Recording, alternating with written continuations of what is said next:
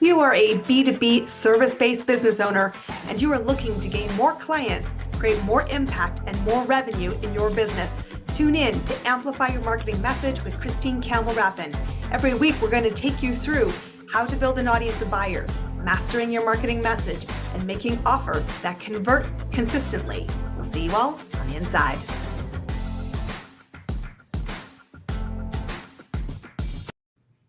Welcome to the inside, my friends. I'm super excited to have you here today because this single platform has had moments where it has pivoted my entire trajectory because of people who connected with me on it. Today, we're going to be talking about leveraging LinkedIn, which is the most successful business platform I personally use.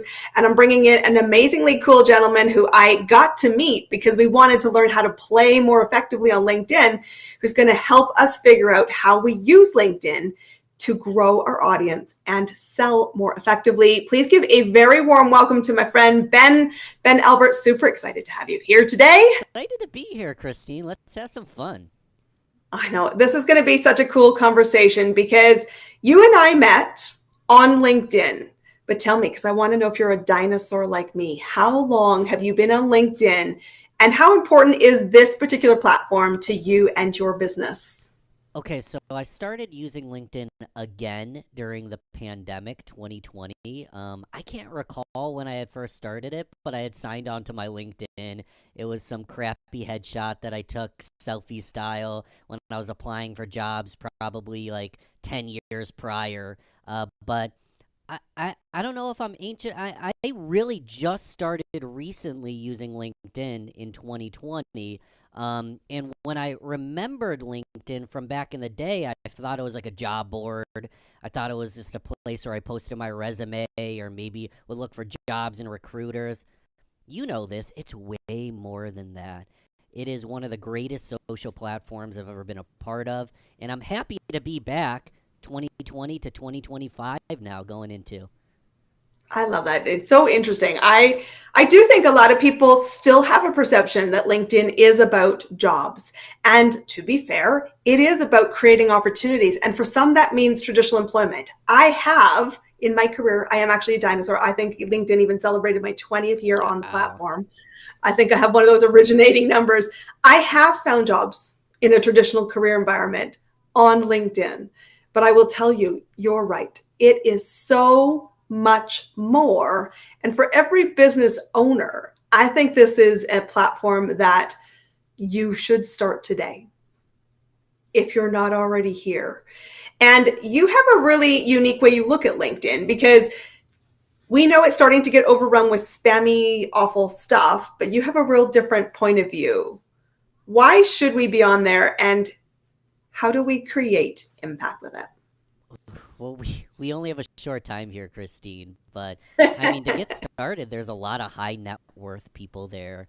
There's a lot of professionals there. This is me just kind of complaining, but when I jump on Facebook, I see a lot of politics. When I jump on X, I see a lot of people bullying one another. When I jump on Instagram, everyone's prettier than me, everyone has a Lamborghini, and everyone's dancing on TikTok. So when I jump on LinkedIn, I have high net worth professionals that are into business growth, are into personal growth, are into networking and building relationships, and they're there with a positive mindset. There isn't the politics, there isn't the dancing, there isn't everybody trying to flex and pretend that they're cooler than me. And it's a great opportunity to meet these kind of people, extend your hand. It's a social platform, socialize, extend your hand and say hello. And what is the that? value of a relationship? No one can define it. I've met some of my best friends and my best clients simply because I put an arm out and said, hey, what's happening? Let's chat. I love how simple that is. And it cannot be understated how important it is to initiate that relationships. I think one of the most important things to know about LinkedIn, and if you want to play successfully on this platform, is what does LinkedIn want? Because it doesn't want dancing. It doesn't want likes. It is really about an exchange of ideas. And so getting into conversation is how this platform will reward you. And it is as simple as the truth. Your business will be built on strangers reach out your hand and come start connecting to people.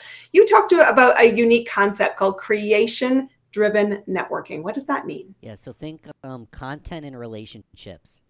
That's your car, content and relationships. That's what's going to drive your business growth, your relationship building, your creation of content. I say to create and network, content and network, collaborate and network. This is coming from Ben being a quieter kid, being a more introverted person.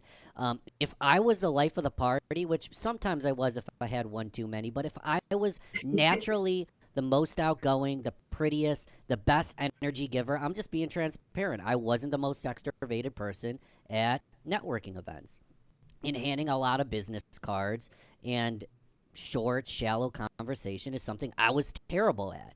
So I wanted to find a way to network without feeling like I had to go to these big fancy mixer networking events with my elevator pitch.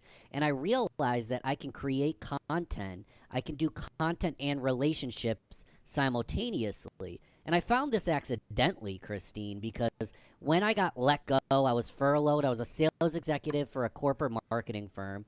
I went from sales executive, 14th floor, to broke, pandemic, unemployed, confused. Got on LinkedIn, like we said, I don't know how, when I had started, it had some old crappy picture.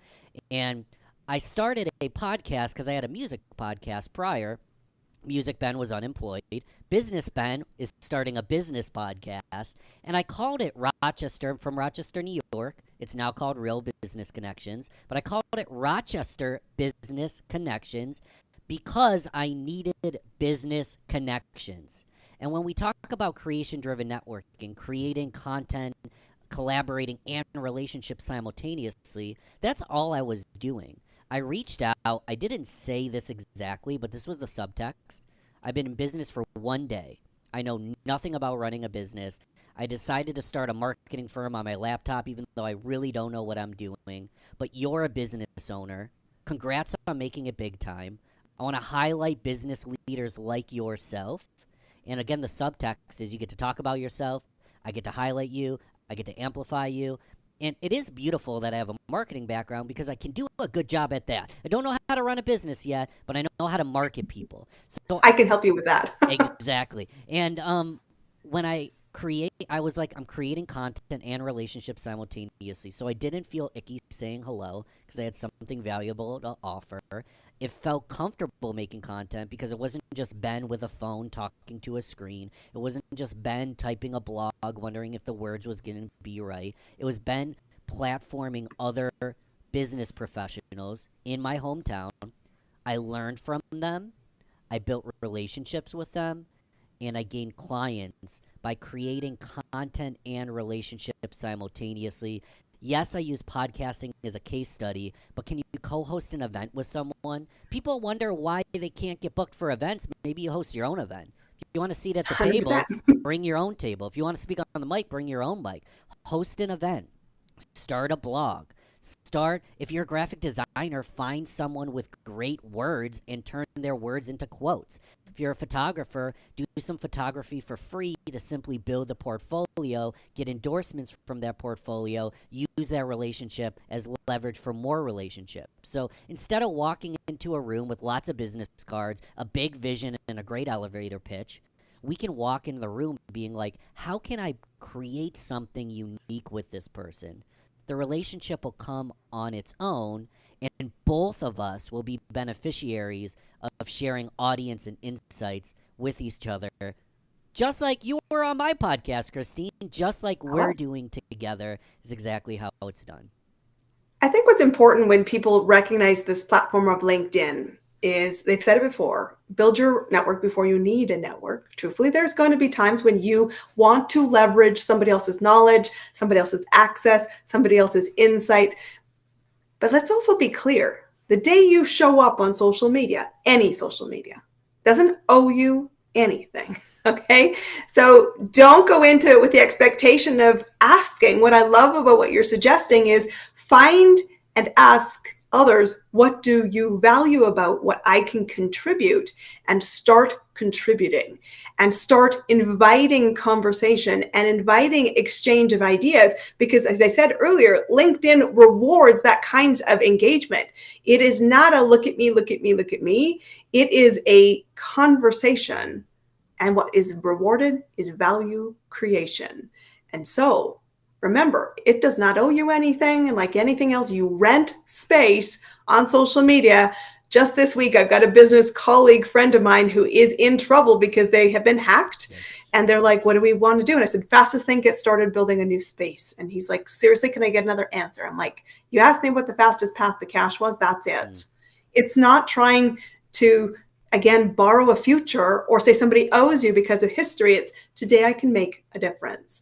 And you have a unique recommendation. We talk about it's not about likes. It isn't also just about followers. I mean, LinkedIn is changing some of its algorithms around that. But we see this inundation of AI commenting. I want to talk to you about your perspective of what makes effective commenting work to spark more value, to create more conversations, and yes, to open doors to opportunity. How do we do this better than the standard you might be experiencing? Sure. Well, the fact you said AI commenting sent me through a loop because I'm actually not opposed to AI commenting if you've trained a chat GPT around your messaging, your words, your transcripts. Let's say you've been on 10 podcasts, feed it the 10 podcasts, feed it your book, feed it your ebooks. You can use AI commenting theoretically as long as you've Agreed. trained and prompted it to do it properly. The problem with the traditional AI comment is a lot of people are like, what did Ben just say? And they're just using ChatGPT or built-in AI functions that love LinkedIn to death. Their built-in AI functions are awful. And they're making posts that are generic. They're making comments that are ridiculous.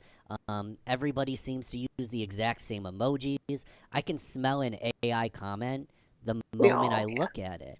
And it is actually the reason I'm not totally against it is I'm a fan of commenting on a lot of posts because the algorithm likes conversations and social networking. That if you're commenting and getting a lot of comments, and if people are clicking on your profile, you're going to come up on their feed.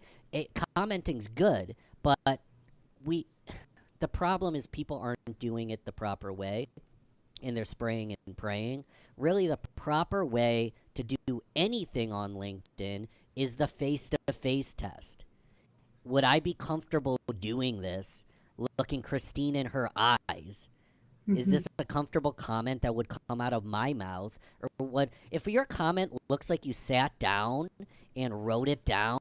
Like, nobody does that in person. Your comment should sound exactly how you talk as if we're talking face to face. Your cold messages and connection requests should sound like we're talking face to face. So when someone sends me a message, I see you're a podcast host. I am podcast Apple promoter. I can get like this is not how human beings talk to each other. Thankfully, let's remember that. Thankfully. So I went on a rabbit hole because the AI is kind of like an ethical thing because I think if you use AI properly, it's fantastic. But the issue with AI and the issue with automation and people just spraying and praying is they're burning their brand because they look like a robot, they sound like a robot, and they would never sound like that if you spoke to them. So imagine jumping on a call with someone and you've just been talking to their AI all day and they're not that human being. There's going to be misalignment. You're going to immediately not trust them. So don't be fake. Don't be fake. That's really good advice across the board. And what's interesting is, again, think about what this platform wants. It's an exchange of ideas. So the more you aggregate and just regurgitate my idea does not add value to the conversation. I would rather you ask an insightful question, share a different perspective, give a different example. And really, in the world of relationships, volume is not the most important criteria. So do this intentionally. And if you are using an AI system, please invest the time to make sure it sounds like you, because the most important thing you bring to LinkedIn is you. It's your opinions, your look, and yes, your evolution. And that's the funniest thing about this platform, for having been on it so long. I said, I have, people have seen me through all those things. And I've certainly had people say, I'd like you to take that down because it doesn't serve my agenda. And I said, I'm not here to serve your agenda. I'm here to bring myself to the table. And if you don't like it, move on. And there is so much value in thinking about what do you want to say. And that's both from a creation point of view, from a response point of view, and truthfully, please do both. Spend time in a dialogue. And yet, dialogue for the sake of dialogue is awesome. I mean, it's great. You can fill your whole day in dialogue for the sake of dialogue.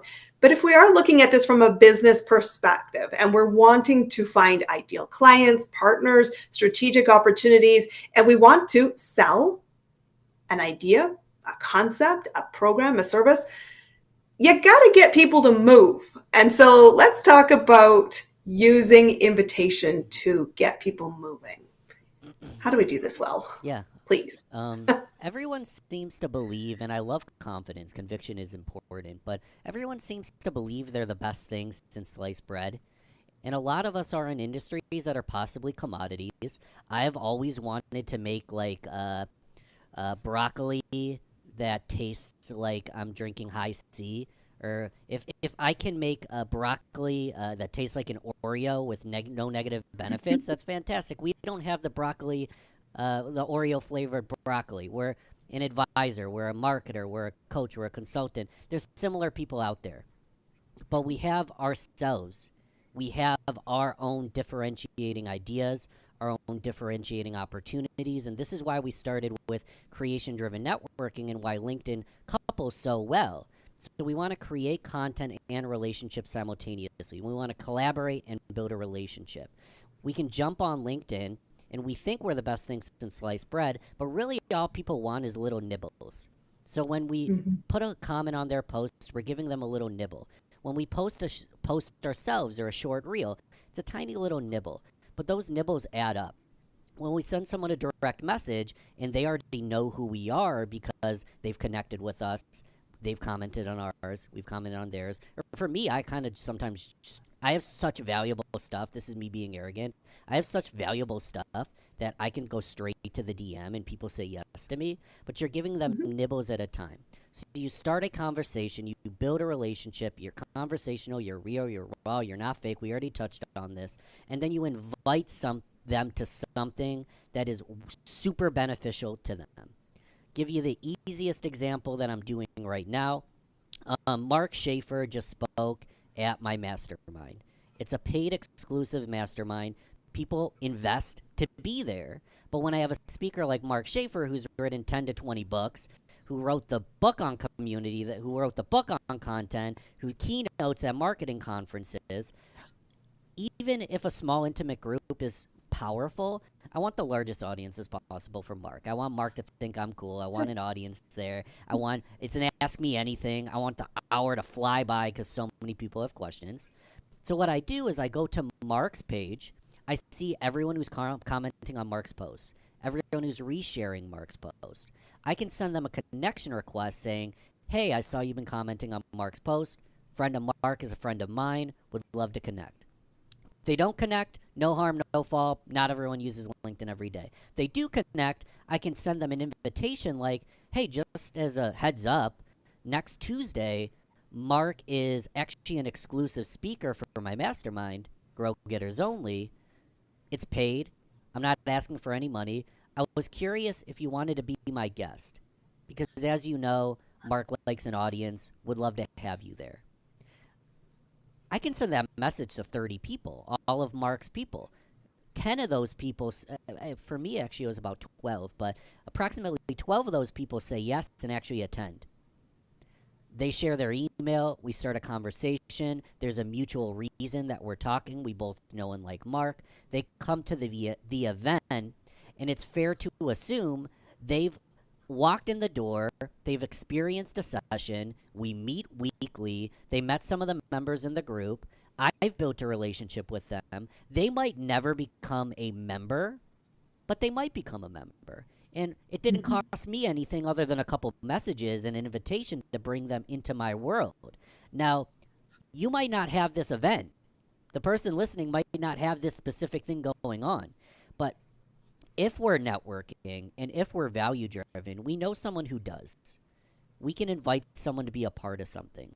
We can invite someone to read something. We can give a free consultation call. We want to give something to them that they would have paid for, and they're like, holy crap, if Christine gives away this stuff for free, if Christine extends her arm and gives this much value to a stranger, I wonder what it's like to work with her. I love planting that seed. And I have so many examples where I've seen that in chats, in events. And you're right. You said earlier, you could go create something. And that is a nearer opportunity than you are giving it credit for. And what I love about how you've explained this example is that it is about value creation and it provides context. Because here's also the thing. Not everybody lives and breathes LinkedIn like you and I do every single day. And I had somebody who I had coffee with this morning who I'm going to be sharing an opportunity and facilitating and emceeing an event for that she's a guest speaker at. We are connected first degree. And I had a conversation with her back in 2021. And I have that record in LinkedIn. I know where we initially connected. We've lost each other over the course of a couple of years. We're back in the same ecosystem. And this morning, it's like, I can see so many collaborative opportunities because what we do together makes a bigger impact. And that's the power that you are highly encouraging and inviting people to say, I could do that. You can do that, guys. I want you to be amplifying your message, finding other people, having something to say, and in extending your arm. That's how you will build. It's that simple. So let me ask you, Ben, I ask all my guests this. I want to know for you right now, what's working in your business to reach new audiences, to find new buyers, and to amplify your impact in the business world? I give away a lot of what once would have been premium paid $97 a month content. I give away literally money that people paid thousands of dollars ago. Like 10 years ago, people would spend thousands of dollars for CDs, cassettes. I'm giving all of it away for free. All of it away for free. And if you really look at what's working in my business, I have very high ticket partnerships and solutions. So I give away all the low ticket stuff completely for free. I build relationships. I build a brand. I plant as many seeds and give away as many breadcrumbs as possible. Because then the right partner for a long-term relationship sees that. They don't have time to eat all the breadcrumbs. They don't have time to consume all the content. They want to pay for it. More reality is that they want someone just to do it for them. So, or hold my hand because I can't eat. I'm overstuffed. And that's such a good analogy. I'm loving that. That's totally firing. My creative brain's like, I can like that a lot. Well, and just in like podcasting, you post a quick message. That's the smallest breadcrumb. You post a 60-second short. Then maybe you have a 4-minute short. Then you have the full episode. And then the full episode's for the nerdy people that are consuming it all. But what's crazy is the most successful people, I'm apparently not that person because I'm an information junkie. The most successful people have no freaking time to try to learn all this stuff on their own. So they see that you're sponsoring people. You do it for free. You give as much value. They don't have the time to attend. They're like, Ben, just take it over for me. And that's Smart what's working strategy. for me. Because what happens is all the people that can't afford it, they still get better. And they become the ambassadors that introduce me to people who can't afford it. Smart strategy, guys. This is a good one. Please listen, learn, connect to us on LinkedIn. Ben, how do people find you? LinkedIn's great. This podcast is kick butt, so click thumbs up, 5 stars, leave a review, show some love for Christine. You can just type in the words real business connections where you found this or Google it. But again, LinkedIn, Real Business Connections, Google it. But only if you show some love for your girl first, because I wouldn't be here without Christine. So I appreciate you. I love this. It's been such a fun conversation. I know it'll be the first of many. Guys, this has been about leveraging LinkedIn. In particular, we want to help you connect, create, build value, and invite people to move with you by spreading lots of breadcrumbs. Ben, thank you for being our guest, guys. This has been a great episode. We will see you on the next one. Until then, go amplify your marketing message. Your next client is looking for you. We'll see you on the inside. That's a wrap on another amazing episode of Amplify Your Marketing Message with me, your host, Christine Campbell Rapin. Be sure to subscribe on your favorite podcast platform so you don't miss another great episode. And be sure to visit christinecampbellrapin.com/podcast to get a free resource on how to master your marketing message. We'll see you all on our next episode.